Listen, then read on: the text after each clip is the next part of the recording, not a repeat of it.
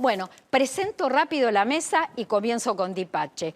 Vamos por mi derecha. Nos acompaña Damián Falcón, que es especialista en asuntos públicos. Con Damián vamos a estar hablando todo lo que va a pasar el día miércoles en el Senado de la Nación, porque comienza el tratamiento de la reforma laboral. Lo más importante que vamos a tratar de analizar con Damián, cómo la ley alcanza, el proyecto de ley va a alcanzar a las pymes, va a alcanzar a las empresas y a los trabajadores.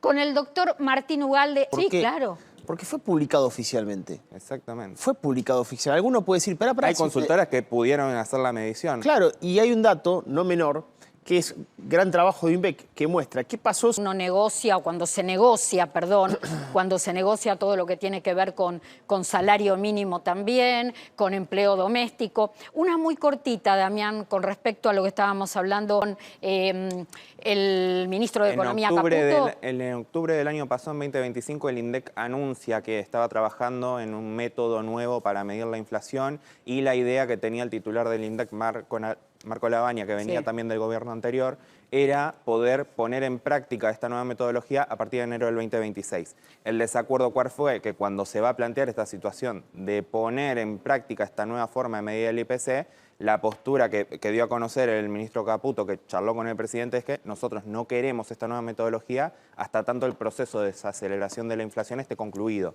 Perfecto. Damián Falcón, ¿qué tema te toca a vos? Ahora seguimos un poco con la reforma laboral. Antes que nada, muchísimas gracias, como siempre, por la invitación.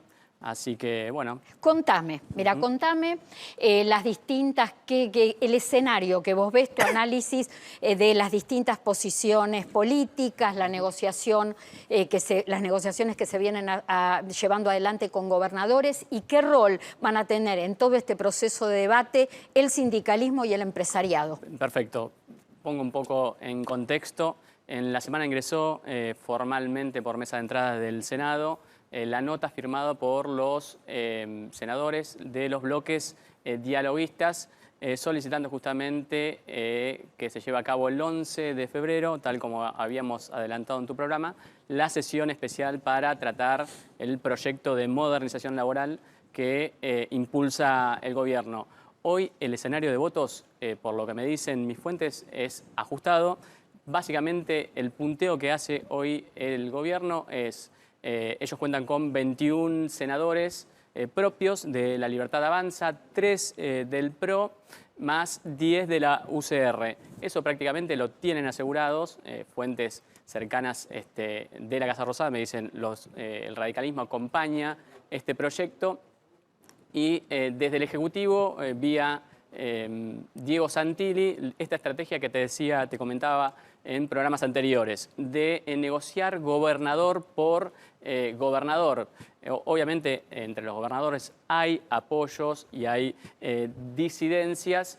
Por ejemplo, es abierta la opinión del gobernador de Mendoza, Alfredo Cornejo, y después hay gobernadores, sobre todo los gobernadores del NOA, que podrían apoyar vía sus senadores, en general, la mayor parte del proyecto.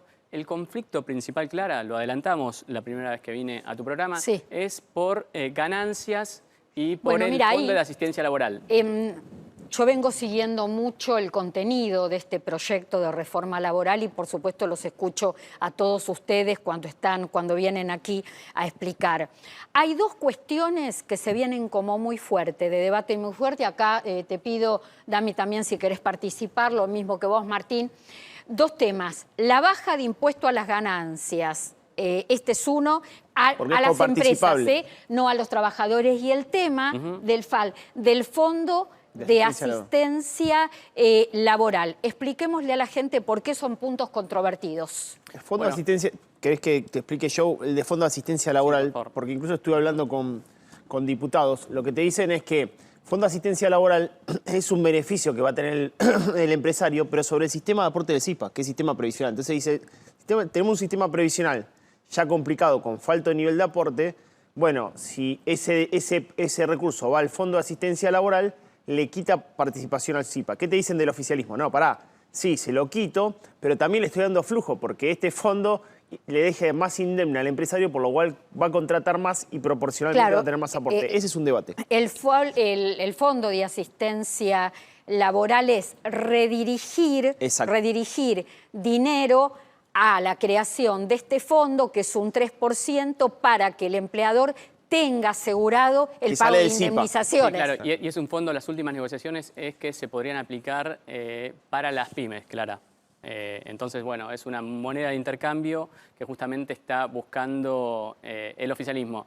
Ahora, las pymes están cautas. Sí, ahí. Las pymes entre el apoyo y la cautela, te diría, ese podría ser el título, pero la estrategia por ejemplo, de Patricia Bullrich en el Senado es tratar de partir el bloque opositor, sobre todo el bloque oficialista. Ya hay disidencias, por ejemplo, en el bloque de convicción federal. Seguramente la semana que viene tengamos novedades sobre la ruptura de ese bloque, porque hay senadores que apoyaron, por ejemplo, el presupuesto 2026, pero hay posiciones, más bien te diría, duras, como la posición de Fernando Salino, el senador por Unión por la Patria. Bueno, una estrategia, como te decía, a tres bandas la vez pasada. Con el Ejecutivo se suma un jugador, te diría, nuevo a esta mesa política del Ejecutivo, que es Nacho De Witt, que oficia de una especie de enlace entre el Ejecutivo y el Congreso. Hay muchas cuestiones acá para negociar. Otro de los puntos que nosotros poníamos ahí en pantalla tiene que ver con entidades bancarias y empresas, y hay una disputa por una cláusula de este proyecto que permitiría el pago de sueldos a través de billeteras virtuales. ¿Cómo viene ese tema, Damián? Y otra cuestión que aprovecho, mientras ahora Damián hace el análisis, te sumo algo a vos. ¿Cómo se llevan los jubilados y pensionados con todo el tema de billeteras virtuales? A ver, eso también quiero que me lo cuentes. ¿Cómo viene esta disputa? Bueno, bancos están haciendo un trabajo de lobby importante porque no quieren, porque efectivamente sería la opción de que el empleado pueda pedir que el salario directamente se deposite en billeteras digitales. Sobre el tema del punto 2 que estaba mostrando recién Damián, de baja de impuesto a las ganancias, un dato no menor, en la semana se estuvo negociando lo que llama el RIMI, que es el régimen de incentivo a las medianas inversiones, pero hay uno que es para personas humanas. ¿Cuál era la carta de cambio, Damián, en el Congreso de la Nación y lo que pedían los diputados? Es que ese RIMI para personas humanas, el tope es muy alto, Clara, porque son $150.000 por persona, que yo hice el cálculo, son más de 200 millones de pesos. Entonces, para una persona que quizás podía hacer un emprendimiento con 50, 70.000 pesos, hasta ponerse, no sé, un pequeño comercio, bueno, es muy alto para una persona humana tener que disponer de 243 millones de pesos. Yo no sé. Esa es la discusión, perdón que me meta, y el lobby también que están haciendo las Me entidades encanta a mí bancarias. esto, que participemos todos y sumemos datos. Esta cuestión, porque ese es el negocio fundamental del banco. Tengo entendido que han pasado entidades empresarias por el Senado, más ligado a los bancos, a las fintech, justamente para tratar de cerrar este capítulo. Como bien decía Martín, quizás a las billeteras virtuales se le puede exigir el mismo nivel de seguridad en las transacciones como a los bancos. Ahora, la cuestión de depositar los salarios en las billeteras virtuales, ese es un negocio fundamental de los bancos, tengo entendido. Entonces, bueno. Claro. Hablemos un poco, Damián Falcón, del tema de la coparticipación. Bueno, lo que dice la oposición es, porque uno de los actores clave en esto es Caputo, el ministro de Economía, que también se suma a esta mesa, que está incluido, perdón, en la mesa de política del Ejecutivo. Y él lo que le dijo a los gobernadores y a los senadores, el mensaje atrás de todo esto es: apoyen el proyecto, ganancias es el corazón básicamente de este proyecto, y el Ejecutivo va a tratar de mantenerlo todo lo que se pueda, en el sentido que los senadores podrían votar en general la mayor parte del articulado del proyecto y después trabajar artículo por artículo en particular. ¿Y qué le dice la oposición? Lo primero que le dice es: bueno, vos me decís que mantengamos ganancias, que esté atado al crecimiento económico de la economía del país, por ende de las provincias, pero le hacen como una especie de chicana, es decir, el RIGI no funcionó. A ver, quiero agregar un dato. Esto es, reitero, porque hubo muchas consultas al respecto, esto es la reducción de ganancias para empresas, porque así de esa manera entiende el gobierno que se mejoraría la rentabilidad, incentivaría la inversión privada. No tiene que ver con el mínimo imponible de jubilaciones. Bajar para las empresas el impuesto a las ganancias en el tramo 2 y en el tramo 3, ¿esto qué significa? Bajar la alicuota en el tramo 2, alicuota que pase del 30 al 27%, tramo 3 del 35 al 31,5%. Ganancia, un tipo que ya no es activo y es pasivo. Si el tipo es pasivo, habríamos que ¿cuál ver es qué el pasa en concepto otros de ganancia? países, cómo es el tema de impuesto a las ganancias en salarios y en jubilaciones, por ejemplo, en países de la región. Claro, quiero saber si no estaría tan candente. No, pero quiero saber si compartís este concepto, ¿no? ¿Cómo se va a cobrar ganancias sobre un pasivo? Si el tipo estuvo aportando durante toda su vida activo para que el día que llegue a jubilarse pueda tener su ingreso. Ese mismo razonamiento es el que tuvieron los ministros de la Corte Suprema en su momento cuando resolvieron este caso. Porque ya hay fallos contra el no pago de impuestos a las ganancias en las jubilaciones. Pero yo estaba pensando esto, me estaba haciendo esta película en la cabeza. La jubilación máxima en el ámbito nacional en la Argentina, como decía Martín hace unos momentos, 2 millones, ahora este mes, 2.417.000 pesos. Ese hombre, esa mujer sabe que le corresponde más, entonces hace juicio al Estado para salir del tope. La justicia le da la razón, lo saca del tope y termina cobrando, no sé, 3,5 millones de pesos y después tiene la retención de ganancias. Y ahí tenés que volver a litigar para no pagar ganancias. Porque ahí... Respeten tus derechos. Damián, sí, claro. Más data, por favor, acerca de la reforma laboral. Hago una pequeña introducción nuevamente con respecto a esto. Comienza el debate en el Senado de la Nación el próximo miércoles 11 de febrero en un contexto de extraordinarias, de sesiones extraordinarias que se van a extender hasta el 27 de febrero. No es el único proyecto de ley que se va a tratar, también modificación en la ley de glaciales, ley penal juvenil, el tema de nombramientos de diplomáticos, tratado, acuerdo, ratificación de acuerdo Mercosur, Unión Europea. Ahora, el tema es que uno de los pilares fundamentales de este contexto de extraordinaria es justamente uno de los pilares de este espacio, que es el tema laboral. ¿Qué más podés aportar? Bueno, ahí el oficialismo está tratando de, por decirlo de alguna forma, de pescar en la pecera de los bloques, de los monobloques, ¿sí? Aquellos que están integrados por 2 senadores. Ya hay conversaciones avanzadas. A mí lo que me dicen del Ejecutivo es que seguramente los primeros días de la semana que viene, aprovechando ciertas rupturas de algunos bloques, bueno, lo sumarían para dar el quórum. Recordemos que se necesitan 37 senadores para obtener el quórum y poder tratar el proyecto en el recinto.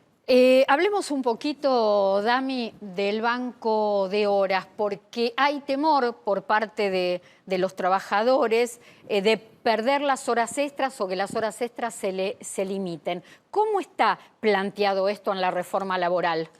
El banco de horas es un poco actualizar o adaptar el sistema de trabajo actual a lo que por ahí una generación joven le está sucediendo, ¿no? Si vos te vas a las 14 horas de tu trabajo porque querés hacer otra actividad, bueno, no cumpliste la cantidad de horas que tenés contratado con la empresa, lo podés de alguna manera utilizar para otro momento. Y la situación estaba sobre el tema de las horas extras. Que reitero, siguen manteniéndose las horas extras, solamente se contabiliza esas horas que el trabajador te está contratando y rompes con la jornada fija. Que yo les digo, hacia futuro esas jornadas fijas probablemente dejen de existir. A mí me parece bien lo del banco de horas. Ahora, lo que se tiene que respetar son los parámetros. 8 horas diarias, 48 horas semanales, descanso de 35 horas los fines de semana y de 12 horas entre jornadas. Pero vos las podés distribuir y compensar de acuerdo incluso a tus necesidades. Y eso me parece que de alguna manera se adapta a algo que ya viene pasando de hecho, y me parece que no estaba formalizado, ¿no? Bien. ¿Por qué? Porque uno le sacó la fórmula del otro, como Claro. no le daba la fórmula, Cada digo, te maestro tiro el con su bono, librito, y sí. viene otro y te dice, no, bueno, ahora te lo congelo el bono. Entonces, amigos, usted tiene 40, 50 años, hasta que en este bendito país no se trate una reforma previsional en la cual usted crea, vaya a buscar su jubilación a otro lado, porque estos muchachos no están dispuestos a hacer algo coherente para su Claro, futuro. porque en realidad, un poco sumándome a lo que acaba de decir Damián Di Pace, ya se está concibiendo la jubilación como un subsidio. Quiero decir algo muy breve y ya ponemos el consultorio y ya vamos con Damián Falcón para ir con los últimos lineamientos de la reforma laboral. Ya nos va quedando un poquito muy cortito tu última apreciación. Corto. Quienes se expresaron a favor de la modernización y actualización laboral son las pymes, precisamente la Confederación Argentina, que nuclea a la mayoría de las pymes en el país. Ellos, en cuanto a los capítulos de derecho individual, lo apoyan, no así en lo de derecho colectivo, y una de las estrategias del sindicalismo es tratar de hacer causa común justamente con las asociaciones gremiales. Ustedes, sus redes. @agencia.chill, @dam_o_falcón. ¡Qué memoria, Damián! Vos. La cuenta sueldo remunerada de Superviel, tu plata crece a cada segundo. No tenés que hacer nada, solo tener tu cuenta en Superviel y ver cómo tu dinero crece. Entrá en superviel.com.ar y conoce más. Además, importante mensaje, la farmacia es tu centro de salud más cercano. Está siempre para entregarte los medicamentos, aplicarte vacunas, medir la presión y responder a tus dudas. Por eso consulta a tu farmacéutico. Es un consejo de la Confederación Farmacéutica Argentina. Nos vamos despidiendo, si ya estamos en horario. Semana intensa la próxima semana. El día martes se conoce el número de la inflación del mes de enero y ahí sabremos qué impacto va a tener y cuál va a ser el aumento que van a tener en el mes de marzo, jubilaciones y pensiones nacionales y asignaciones familiares. Y además vamos a seguir muy de cerca todo lo que ocurre el miércoles en el Senado de la Nación, porque comienza el tratamiento, el debate de la reforma laboral denominada de modernización laboral. Gracias, Damián Falcón. Muchísimas gracias. Gracias, Martín Ugalde. Gracias, Damián Di Pace. Todos impecables. Una mesa hermosa. Recuerden, nuestro streaming nos pueden ver el próximo martes a partir de las 19 horas en nuestro streaming por YouTube de Lo Justo y Necesario. Chau.